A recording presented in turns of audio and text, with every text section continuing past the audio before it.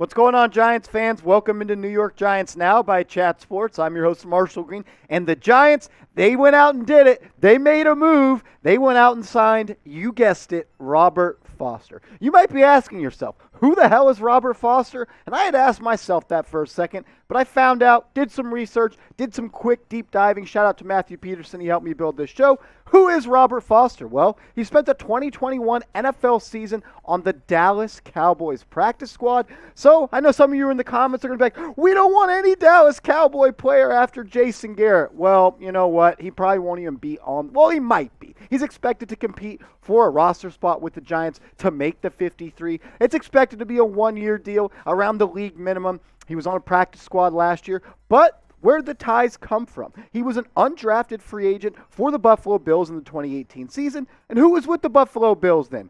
Joe Schoen and Brian Daboll. This tweet from Dan Duggan explains a little bit better.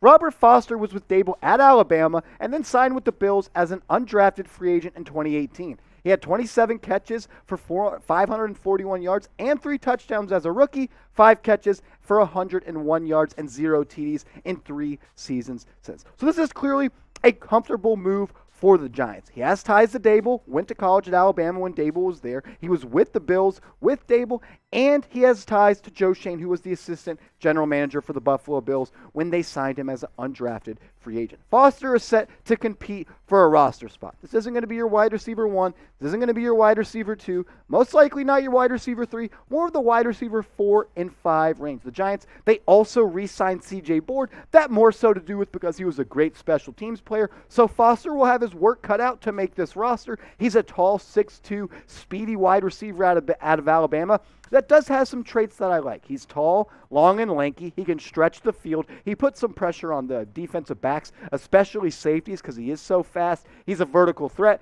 But at the end of the day, we're talking about a player that was on a practice squad last year. So let me know, what is your one-word reaction to the signing of Foster? I know when I saw the notification hit my phone, it was like, this is kind of boring. But at the end of the day, Giants news is here, and that's why you subscribe to this channel, because we break it down for you. So get in the comments section and let me know, what was your one-word reaction to the Giants signing Robert Foster?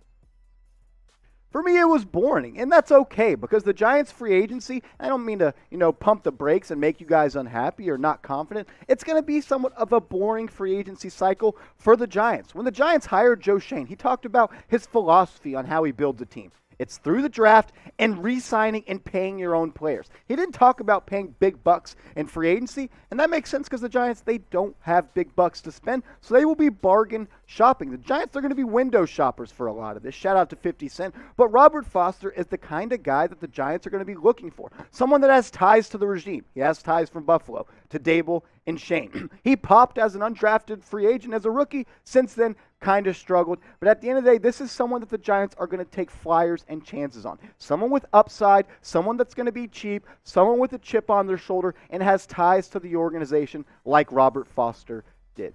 And I want to ask you guys and remind you guys to subscribe. If this is your first time watching a Giants Now video by Chat Sports, subscribe. Because NFL free agency is here and you don't want to miss it. So go down, hit that big red button, and then hit the bell icon. Turn on your notifications because you don't want to miss a video when the Giants maybe sign a backup quarterback. We'll talk about that in a quick second. But subscribe. Help us get to 7,000 subscribers. I want to get there by the time NFL free agency ends. So stay in the loop and help us out here. Go subscribe right now and turn on your noties.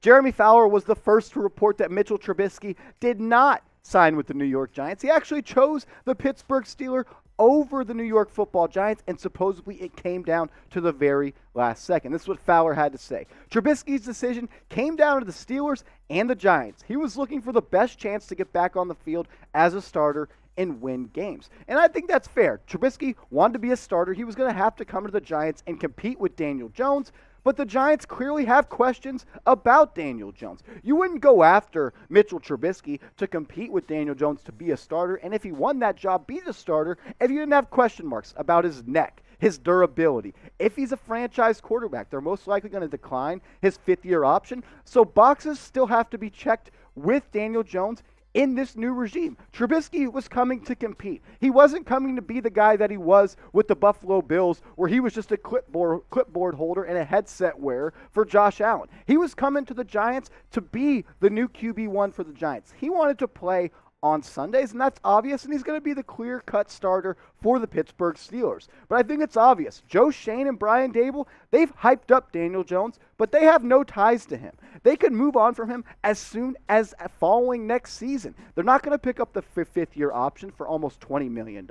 So Jones is going to have to go out there and prove that he deserves another contract from Joe Schoen and the New York Giants. The move from Trubisky and just the lack of a move, but the idea that they were in it till the buzzer sounded tells me one thing. This regime is not fully invested in Daniel Jones, and they don't have to be, they don't need to be, and there's no real reason that they should be, because Daniel Jones has only shown a couple of times that he can be a franchise quarterback in the NFL. But I want you to take the seat of Joe Schoen. If you were Daboll and you were Schoen and you're working and you're sitting at the offices in East Rutherford, do you believe in Daniel Jones? Do you think he could be the guy to lead this team to the playoffs in a couple of years? Be the face of the franchise? Let me know. Type go DJ for yes or no DJ for no.